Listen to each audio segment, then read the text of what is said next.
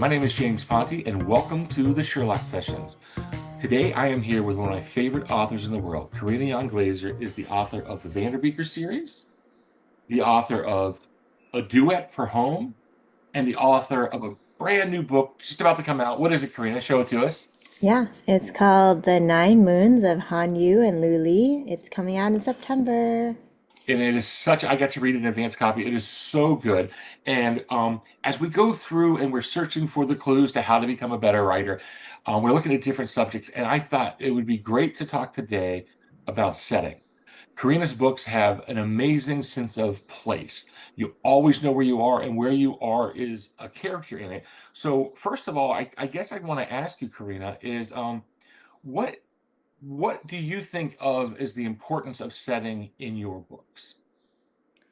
I think we both approach setting similarly. At least for me, I always think about where the book is going to be set before I figure out anything else because I feel like that dictates a lot of the story. So for me, starting with my own neighborhood, that was sort of the key to unlocking Vanderbeekers because so much of the story is about this family and where they live and why they love where they live. And I think I do that for all of my books, just like hone in on the setting first, not just the place, but like the time of the year also has been really important for me. So in the first four Vanderbeeker books, I look into the seasons.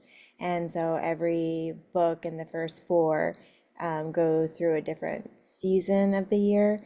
And I really thought about like what's sort of essential to New York City in that season and just sort of leaned into that and let that guide the story. A lot of people will instantly understand that setting is about place. It is a physical place. And there's two ways you can go, which is you can do a fictional world that you create, or you can do a factual world that's a real location. And probably there's a third that's a blend of the two, but those two ways. But it's not just the place. It is the time of year and it is the year. It is the time of Mhm. place. So all of my books are contemporary.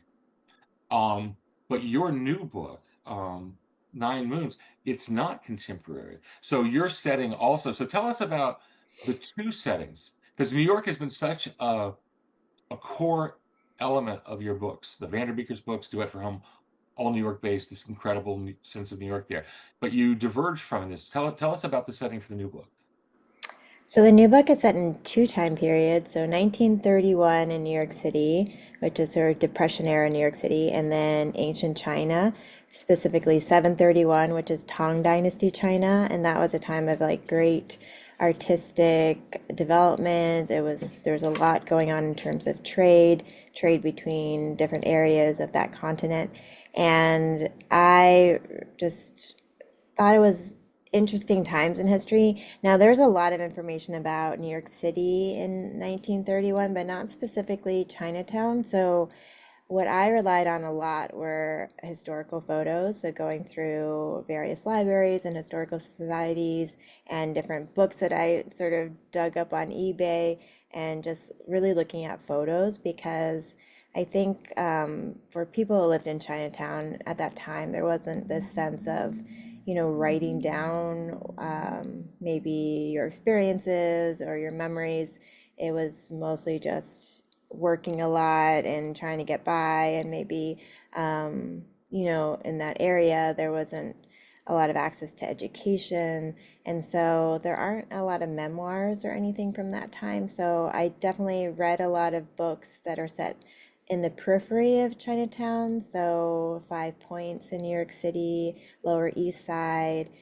But there wasn't really a lot about Chinatown in specific. So photos were a big thing. And Tang Dynasty China was even harder because there wasn't that Right. much in English that was about Tang Dynasty. So I really had to dig a lot for that as well.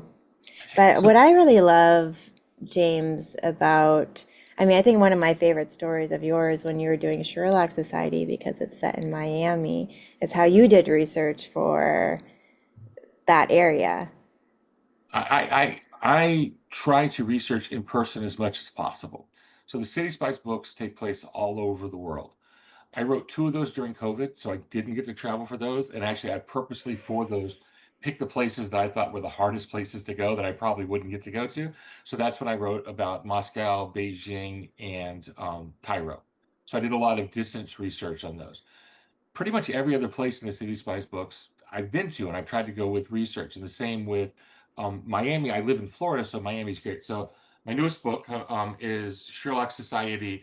The Sherlock Society all takes place in South Florida, and all the books. And I went down. This one's called Hurricane Heist. It's about a hurricane, which is something growing up in Florida that I knew really well. So again, you talk about location having certain things. Hurricanes make sense in South Florida as a story element.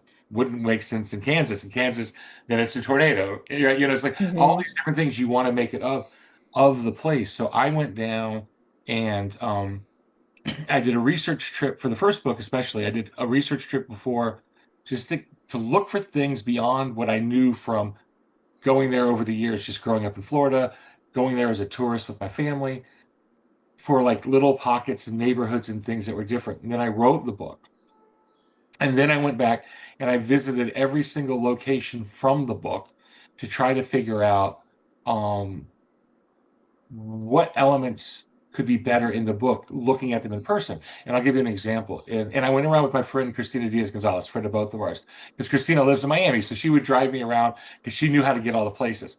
And in the original version of the first book, I had a scene set at a restaurant. It's a very famous restaurant in Miami. It's a Cuban restaurant there, and Versailles. And I thought, okay, I'll set it here because I've eaten there a bunch of times and I can describe. And we went back. She said, you might want to think of another place. And I said, why is that? She goes, well, in Miami we have these things called ventanitas, and they don't exist really. They may exist other places now, but they were invented in Miami as a place to go and buy coffee from windows of shops.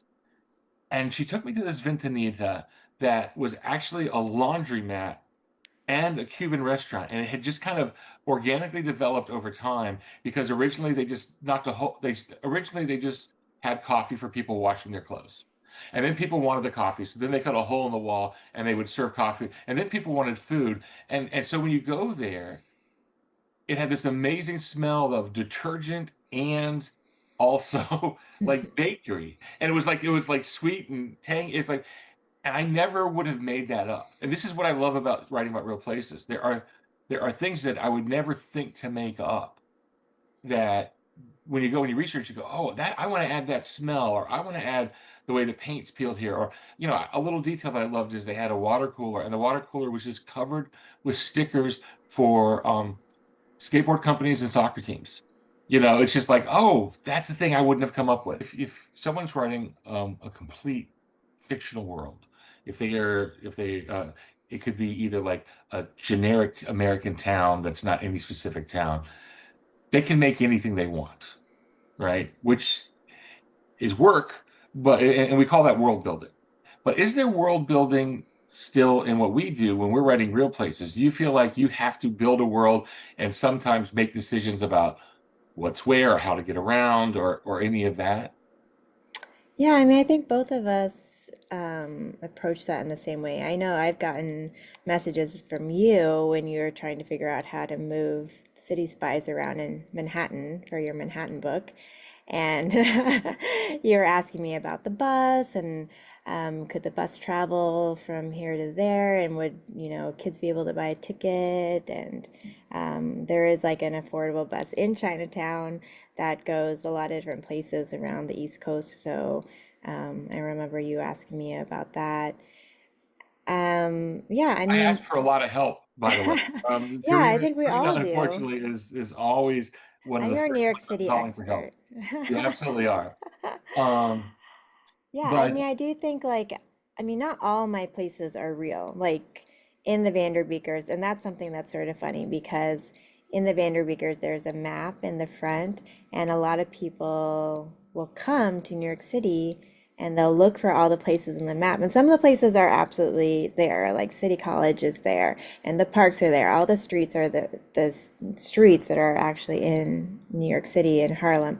But the coffee shop is not there, the bakery is not there. Like those are sort of things that I combine things that I really like into one thing and I name it Castleman's Bakery. So I think people, when they come and they use the map to look around it, I always feel a little bit bad Yeah. because they're not exactly there.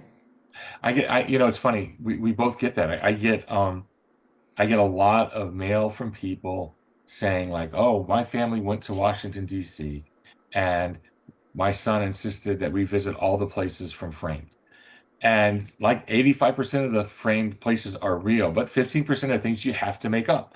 Yeah. And then it's like, oh, I hope they didn't spend too much time looking for that thing that we just needed. And like you said, a bakery or something. For me, it tends to be businesses I make up because they change anyway. Yeah. Certain things, like Yankee Stadium, I'll go with because that's a known thing. It's like it's beyond being a business. But a specific restaurant, almost never. A specific, unless there's one really historic reason why, it just to me does not. Also because I don't want to advertise something, but more importantly, in my books, people get poisoned. People get that. I don't want someone to say, "Hey, you wrote about my restaurant, and then you had a spy get poisoned there." And that's not cool. So I want all that stuff to be kind of free of that. A thing that I do that I don't know who else does it this way, but for a long time I worked in television. I produced documentaries was one of my jobs, and I would have to go to shoot a documentary. So if we were going to go shoot a documentary, say in Times Square, and do an interview in Times Square, I would go the week before and I would figure out where's the best place to put a camera. What are my problems going to be? Well, it's so loud here. It's so loud. There's if you shoot this angle, you get skyline, but if you shoot this angle, you get traffic, which is more exciting. So I would go and I would look for all those things. Well, I do that when I'm writing the books too. I go and I imagine I have a camera crew with me, and I look like so in City Spies they go to the airport and the train station in Edinburgh, and so I went to both, and I imagine, okay, how would I get around here with the camera? What is the best look? So I am trying to make it read like a movie, but I'm not trying to make it read like a map. I'm not trying to give you step-by-step directions, and sometimes you can just bog down a plot. Do you do you have trouble balancing that, making it come to life but not get in the way? Well, I think, the way you write, James, it's like I think your background in film is like such a gift in terms of like how you look at a situation and then how you write it. I think it's something I really admire about your writing. For me, I don't really I feel like setting is one of the things that is, I wouldn't say natural to me as a writer, but it's something that I don't struggle with as much as some of the other aspects of writing. I think because the sense of place has always been really important to me. And just as a person, I think, my father was an architect. So I grew up like watching him really study a building and really work on a design.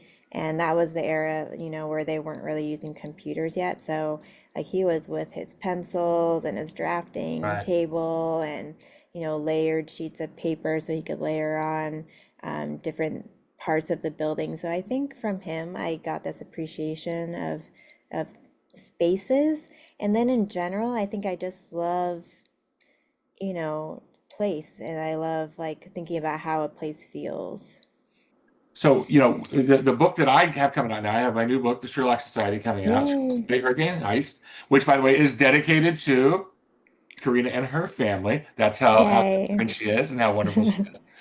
And so we're talking about clues. And so I want to wrap up with, if we have young writers out there, or not necessarily young, but new and aspiring writers out there. What are three clues we can come up with, or you can come up with is even better. Three clues to making your settings a really essential and vibrant part of your story. Right. Well, I think, for both of us, this is true for both of us, is that the setting has to feel personal to you as the writer, because if you have like a connection to that setting, if you have feelings for that setting, it's going to come through in your writing. So I think that's the first one for me, at least. What about you, James? Do you have Well, one? I think that's a great touch because I think we talk about setting. It was when Sherlock Society came out, and I did the book launch in Miami. Christina Gonzalez was there with me, and we did a panel together, and she said this thing that really made me happy. And I hadn't thought about it. She goes, when I read this book, I really feel like it's a love letter to Miami. It's not just set in Miami, and I feel that way about your books. I feel like your love for New York is so evident in the books that you can't help but, again, it's not just buildings and streets. It is this other thing. All right. I think it is a nut and bolt thing is I use maps. I use travel guides. I have on my shelf over there maybe 20 books about Miami, just because when I'll find things like where they'll take pictures of Miami and it's like a picture of what it looks like now and a picture of the exact same location 50 years ago. Hmm. Things so I can constantly remember, but so I like visual help. So I'll say visual aid is clue number two. Whether that's a map, whenever I go someplace, I take a ton of pictures, and when I write about that specific place, I open those pictures up and I have them on my screen while I'm writing to remind, oh, I forgot about that color. All right, you know. So I think that's a clue. Do you have another clue? Yeah, okay, so I would say that another clue would be remembering what setting is, so not just the place, but like we said earlier, the time period, and also the weather.